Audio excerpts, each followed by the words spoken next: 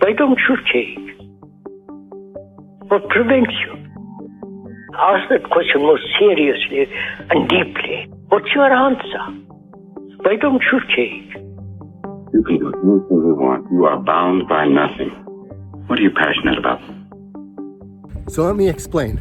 Ego and your pride are the biggest problems that we're facing as men. I didn't just wake up yesterday and say, hey, I'm gonna run a marathon. Or I didn't just wake up and say, hey, I'm gonna change my life. It was a slow, gradual burn. Everything you've ever wanted is on the other side of fear. If I let fear hold me back, I wouldn't be where I am today. You think everything is fine, but it's not. We have a problem in our society and it is affecting the majority of men. I try to incorporate a lot of changes into my life very slowly. I don't rush into making decisions just for the sake of making a decision. I think about the pros and cons and then decide whether or not it's gonna be worth it. And that's something that I've learned over time. And running slow has allowed me to kind of take that kind of knowledge and put it into my regular life. The ego can be so destructive to productivity. The ego, I find, or my ego, stops me from doing the things I want to do. Or it kind of derails me and says that I'm not doing as good as I should be doing. The ego causes problems, specifically when I'm trying to run slow. Because in my head, my ego is saying, Dave, you're better than this. You can run faster. You should just go run, right? You don't need to run slow all the time. You just let it go. So if I'm building my aerobic base, and if I allow my ego to take hold and start to dictate what I'm doing, that can be a problem because it hijacks, right? It puts me down. It makes me feel a certain way. And that's all on me. That's me allowing myself to do the destructive things. Like, here's the thing. I don't know if you relate, but if you were to say the things that you're thinking about yourself out loud, in so many cases, it wouldn't go very well. You'd be like shocked at the things that you would say about yourself. Like, look, man, you're not good enough. You're not going to get this job. You're not good enough. You're not going to be able to run that marathon. Like, why are you even bothering doing this thing? Look, everyone else is better than you. You're useless, blah, blah, blah, all that kind of stuff, right? If you say that out loud, that's astonishing to me. But we do that to ourselves internally. And it's so destructive to our self-worth. Internally, we say that to ourselves. And so I've been working really hard at basically saying the things out loud. So that way I get used to kind of boosting myself up, saying, Dave, you got this. Okay, we're going up this hill. Dave, you're doing hill repeats, you got this. You can do this, right? I'm in that mindset. I'm like, just saying it out loud to pump myself up. To edit a video and I'm like, oh, I'm hungry, I should eat something. And you go over and I'm like about to reach for some ice cream or reach for some chocolate or reach for, whatever it is. And I'm like, no, Dave, no, you got this. Go for the apple. Go for the apple and peanut butter. You got this, right? You're better than this. Say it out loud. Man, does it make a difference? I thrive when I say things like that, and I die when I say it internally, because when I say things internally, it's not the good feelings that I'm saying. I'm not, in my head, I'm not going, Dave, you got this. You can do that. Like, no, you're like, you're fat, you're a failure. Why are you even on YouTube? Why do you even waste your time making these videos? No one's going to watch it. You have nothing good to say. Like, these are some of the things that I push aside, and then I start talking to myself out loud. So these are things that the Maffetone method kind of has brought up. And the only reason it brought it up is because I started to run slow. And that's when the ego really started to push. Like, I'd never had that before. And then I started to listen to that, and I started to go, okay, when else does this start to happen? And I started finding other places in my life where it would affect me. And I thought, oh, hold on a second. Why am I doing that to myself? So it kind of made me think, and I'm becoming a better version of myself by even making these videos, because it helps me. Hopefully it helps you. We are better than this. We got this. You can achieve whatever it is that you want to do. Just get on the other side of fear. Make it happen. But be smart about it. Be logical about it. Let me tell you something you already know. The world ain't all sunshine and rainbows.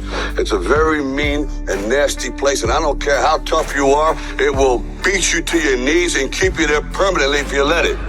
You, me, or nobody is gonna hit as hard as life. But it ain't about how hard you hit. It's about how hard you can get hit and keep moving forward. How much you can take and keep moving forward. That's how winning is done. Now, if you know what you're worth, now go out and get what you're worth. But you gotta be willing to take the hits and not pointing fingers saying you ain't where you wanna be because of him or her or anybody. Cowards do that, and that ain't you. You're better than that. The majority of my friends put everybody first. Yes, there are a number of narcissists out there, psychopaths out there, and I've basically removed myself from those friendships. It took me a little bit to get rid of them, but they're no longer part of my life.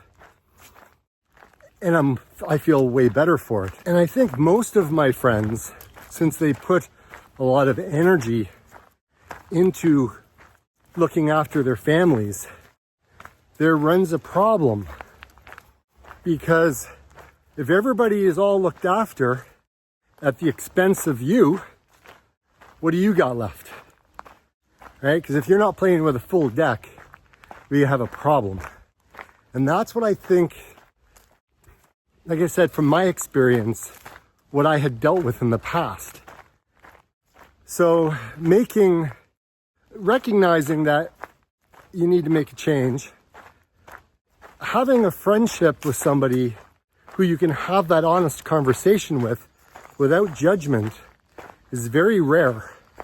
Everyone sometimes just wants to get in your face, blah, blah, blah. They say all kinds of stuff, and then you're like, that's why I don't talk to anybody. That's why you just internalize it all. So finding that friendship, finding that person that you can connect with and have that honest conversation with without judgment, but just to listen. Most guys don't want to be nagged. Most guys don't want to be told what to do, right? I don't know if you resonate with that, but I know the more that I got nagged to do something, the less likely it would be to do it, even though it was the right thing to do. Again, pride, ego gets in the way all the time. So breaking down those barriers and have good, honest communication with other people. And I don't mean like fluffy stuff. I mean like having a heart-to-heart discussion with somebody that you know, like, and most of all, trust. But don't be afraid, right? Don't be afraid of what if, could, if, should, if, whatever it is. Like, put the ifs aside. Just me talking to you. And if you needed to hear this message, I'm happy to be the one to talk to you about it. When I was in my 20s and early 30s, I thought I had the best job, the best life, the best marriage, the best family, the best kids, the best car. I thought I had everything figured out. And then I got laid off. And it literally shattered my world. It made me reevaluate my life. And it put me on a path to self-discovery out of fear. Like, I was sold the dream, right? You work hard, you get a good education, you start working, you find your spouse, you work hard, you save up, you get a house, you got a car, then you have kids. And man, you find yourself in debt and a slave to the debt. And it affects your life in so many flippin' profound ways. So when I got laid off, I had to make some changes. Like, when you get laid off, how do you go home to talk to your wife and your 2-year-old and go, I don't have a job?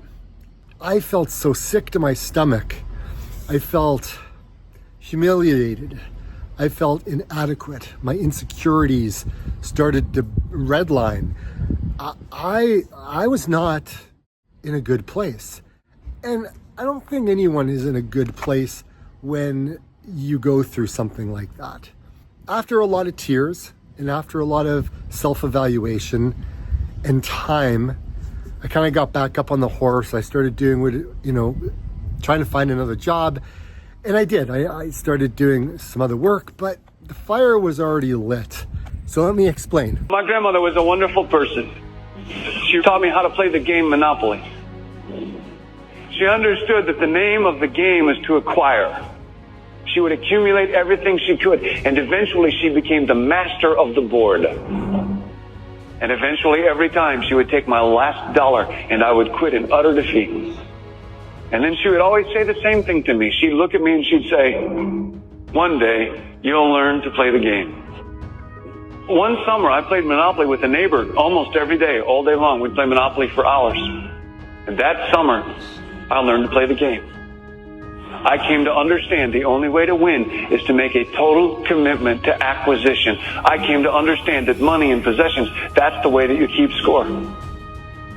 And by the end of that summer, I was more ruthless than my grandmother. I was ready to bend the rules if I had to win that game. And I sat down with her to play that fall. I took everything she had. I destroyed her financially and psychologically. I watched her give her last dollar and quit in utter defeat. And then she had one more thing to teach me. Then she said, "Now it all goes back in the box." All those houses and hotels, all the railroads and utility companies, all that property and all that wonderful money. Now it all goes back in the box. I didn't want it to go back in the box. No, she said. None of it was really yours. You got all heated up about it for a while. But it was around a long time before you sat down at the board. And it will be here after you're gone. Players come and players go. But it all goes back in the box. Houses and cars, titles and clothes, filled barns, bulging portfolios, even your body. Because the fact is that everything I clutch and consume and hoard is going to go back in the box, and I'm going to lose it all. That's not much of an ROI on that. You have to ask yourself, when you finally get the ultimate promotion, when you've made the ultimate purchase, when you buy the ultimate home, when you have stored up financial security and climbed the ladder of success to the highest rung you can possibly climb it, and the thrill wears off, and it will wear off, then what? How far do you have to walk down that road before you see where it leads? Surely you understand, it'll never be enough. So you have to ask yourself the question, what matters? And I thought, I'm going to take this negative, I'm going to turn it into a positive. After doing that for many years, I also found myself in another hole, and I was scared. It wasn't a financial hole, it was a health situation. And I looked around a lot of people that I knew, and they all look like me, put together. They're out providing for their families, doing what it is they do best. And everyone looked happy. But inside, I was miserable. I was struggling. I was falling apart. I was dying inside. It was just, there were so many things that were just killing me. And I was like, I was bloated. I was overweight. I was unhappy. I was out of shape. And I didn't realize how out of shape I was until after my dad passed away. And I just kind of went for a walk down the street, and I was kind of in my head, or actually I was talking out loud saying, "Dad, I hope you're in the in a good place. I'm in my early 40s. Like, my dad was like, I don't know, like mid 40s. And I thought, oh my God, I'm having like a midlife crisis right now. I'm mourning my father. I'm having a midlife crisis. And now I'm trying to figure out what the heck is going on with my body. Why am I thinking all these weird thoughts in my head? Why am I struggling so much? And I didn't have it all figured out anymore. The illusion of me having things figured out was just that. It was an illusion. I never had anything figured out. I was just kind of doing what everyone else was doing. I was overweight. My knees and my joints hurt so bad. I had so much inflammation in my body that I didn't know how much inflammation I had in my body. It was just hard for me to move. I was 100 pounds heavier. I was up to like close to 270. I was just a mess. Why don't I change? And then I looked and I'm like, why doesn't society change? Like, why do we end up in this position? And I thought, if I'm feeling like this, they might be feeling like this too. And I thought, okay, how do I get a guy to make a change in his life if I'm not doing the things that I know that I need to do? So I said, okay, I can't talk to my friends about this because all the guys will be, yeah, whatever. Oh. So I decided I'd start on this journey of mine. It was extremely hard to change my habits because when you look around, we turn on the TV, you look at a YouTube video, you look at billboards, you go to the grocery store, you just go anywhere and you're being marketed to with regards to all of this food that doesn't help us. And to be quite honest, anything in the middle aisles is not food. It's fake food. So I knew that, if I was looking at all of those things, that, I needed to spend more time in the aisles where there was vegetables. The resistance to change was huge until the resistance to staying the same was harder. And I couldn't keep doing what I was doing. Just look around at all the guys out there, and a lot of them, they're off to work, they're driving in their truck, in their utility truck or whatever, or in their car. They're either sitting down at a desk, or they're working at a factory, or they are in the service industry, right? Maybe it's HVAC, maybe you're a carpenter, maybe you're doing manual labor, and all of these things are hard, and we're doing it to provide for ourselves and our family. But if you're in that labor industry, that's a lot of work to do, right? You're tired, you start early, you don't eat well, you get home, you're absolutely exhausted from all the amount of labor that you're doing, and then you're up again at like 4:30 in the morning and you do it all over again. And guys, we don't like to talk to other guys about the issues that we're going through. We don't see that as something that we should do, or we don't want to bug our friends about our problems. We don't tend to talk about our problems. We tend to just kind of put it off to the side so nobody can see we're struggling, and we think we can figure it all out. Like, we don't need to talk to anyone about it. And that's where the problem starts, right? It starts with us, because if we talked about our feelings, if we talked about where we are in our lives, if we talked about the struggles that we were going through, maybe, just maybe, we wouldn't end up in the position that a majority of us in society do. Some of us figure it out at an early age. Some of us take a long time to figure it out. Everyone's on their own life journey. Like, I love connections. And since like the last 4 years, I've been going through this other process of trying to evaluate the friendships that I have, because man, it got lonely there for a while, right? And I knew that, I'm an extrovert. I love people. I get empowered, and I get more energy by talking to people, being around people. Now, don't get me wrong. I do like to my alone time, but I do like friendships, and I like to cultivate good friendships with people, deep conversations with people. Go through life with our antennas bouncing off one another, continuously on and autopilot, with nothing really human required of us.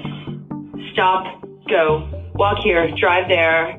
All action basically for survival, all communication simply to keep this ant colony buzzing along in a polite manner. Same. Paper or plastic? Credit or debit? You want ketchup with that?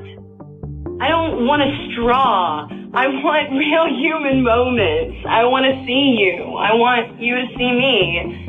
I don't want to give that up. I don't want to be an ant, you know? So I started to reach out to my friends, and, you know, I said, look, you know what? Why don't you come for a walk with me? Come for a hike, right?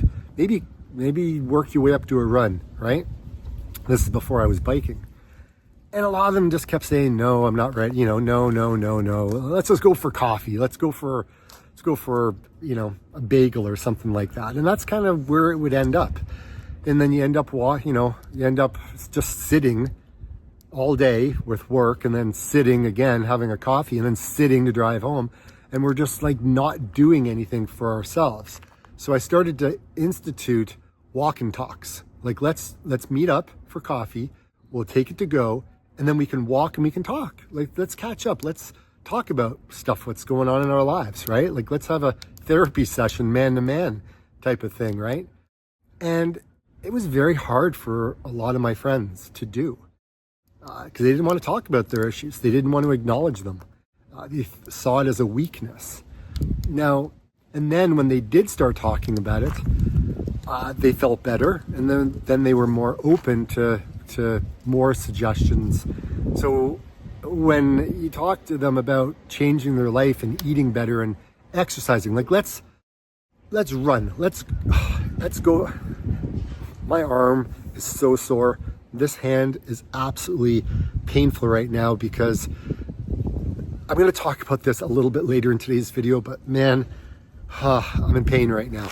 I may actually have to put this down. Ow. If you're already in pain and all you're doing is just going to work, right? A lot of mental struggles going on up there, or you could have physical problems.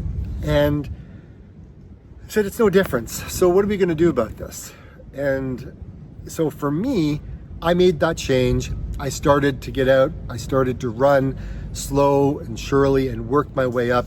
And look, if this is the first time we're meeting, my name is David. I'm the plant-powered runner. I started running a number of years ago, ran a couple of marathons, totally crashed in a couple of races, but yet totally succeeded in running an ultra marathon in a number of years ago. And I've been using the Maffetone method for quite a while, and it's really helped me achieve a lot of these goals. Running slow has made a big impact in my life. If we're out running and we're doing all the things that we need to do to make our life better, and we get injured doing those things, then yeah, it may be hard to go to work. But if you're already hurt just by going to work without doing the exercise, then that's not good either. So a lot of my friends say, oh, when I retire, I'm gonna work. When I retire, I'll get into shape. Well, I just lost a friend the other day. He passed away. So now he doesn't have that opportunity to do that. We